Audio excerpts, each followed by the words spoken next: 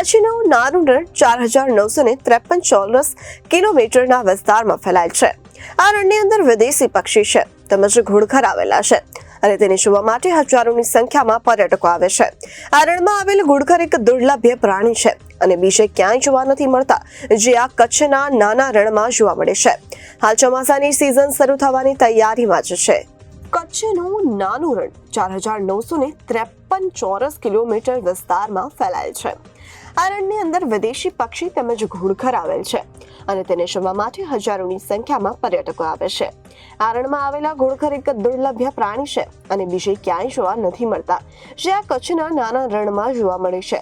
હાલ ચોમાસાની સિઝન શરૂ થવાની તૈયારીમાં છે. આ રણની અંદર શિયાળાની સિઝનમાં વિદેશમાંથી પક્ષીઓ મોટી સંખ્યામાં આવે છે અને તેને જોવા માટે પક્ષી પ્રેમી પણ મોટી સંખ્યામાં આવતા હોય છે. જ્યારે આજથી 15 ઓક્ટોબર સુધી આ અભયારણ્ય બંધ રહેશે. તેનું મુખ્ય કારણ છે ઘોડખર પ્રાણીનો બ્રીડિંગ પીરિયડ હોય છે. તેને ખલેલ ન પડે તે માટે અભયારણ્ય બંધ કરવામાં આવે છે.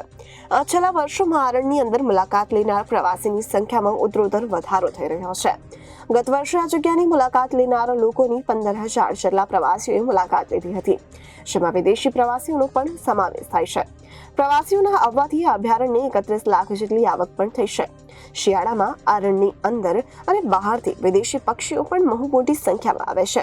ચાલુ વર્ષે જેમાં વિદેશી જેમાં સ્થાનિક પક્ષીઓનો પણ સમાવેશ થાય છે.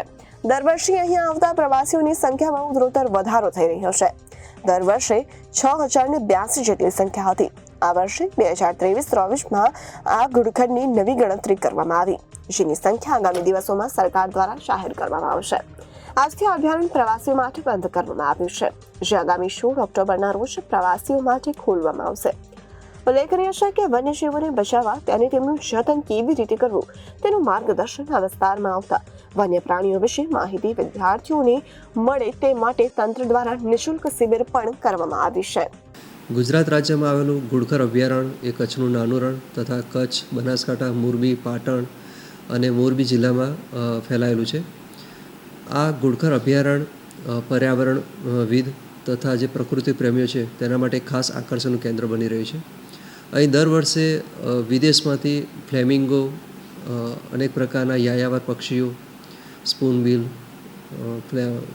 નાની સુરખાબ વગેરે પક્ષીઓ પણ આવતા હોય છે, જેને જોવા માટે દેશ અને વિદેશથી અનેક પ્રવાસીઓ મુલાકાતે આવતા હોય છે. દર વર્ષે મુલાકાતીઓની સંખ્યા વધતી જતી હોય છે.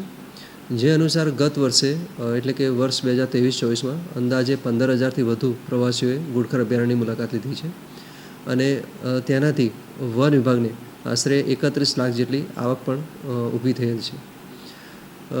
ચોમાસાની ઋતુ દરમિયાન એટલે કે 15 જૂનથી માંડી 15 ઓક્ટોબર સુધીના સમયગાળા દરમિયાન વરસાદી માહોલ હોવાના કારણે જે પ્રવાસીઓ છે એમને રણ વિસ્તારમાં અવરજવર માટે મુશ્કેલી અનુભવાતી હોય છે. આ ઉપરાંત આ સમયગાળો ફ્લેમિંગો અને ઘોડખર વગેરે વન્યજીવ માટે સંવર્ધનનો સમયગાળો હોય, એમને કોઈપણ પ્રકારનો વિક્ષેપ ન થાય એ માટે વન વિભાગ દ્વારા આ સમયગાળા માટે અભયારણ્ય પ્રવાસીઓ માટે બંધ રાખવામાં આવતું હોય છે. આ સમયગાળાને બાદ કરતાં બાકીના સમયગાળામાં વન વિભાગ દ્વારા વન્ય પ્રાણીઓના રહેઠાણ તથા તેમના ખોરાક માટે જે હેબિટાટ મેનેજમેન્ટની એક્ટિવિટી કરવામાં આવતી હોય છે.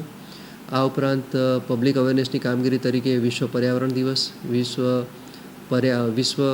વન્ય પ્રાણી સપ્તાહ, પછી કરુણા અભિયાન વગેરે જેવી પબ્લિક અવેરનેસની કામગીરી પણ કરતા હોય છે.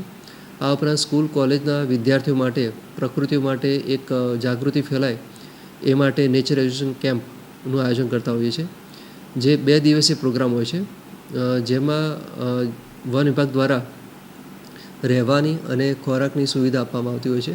અને આ 2 દિવસ દરમિયાન જે વિદ્યાર્થી આવતા હોય છે એમને ગુજરાત રાજ્ય તથા ભારત દેશના જે વન્ય સંપત્તિ છે તો એ વિશે માહિતી આપવામાં આવતી હોય છે.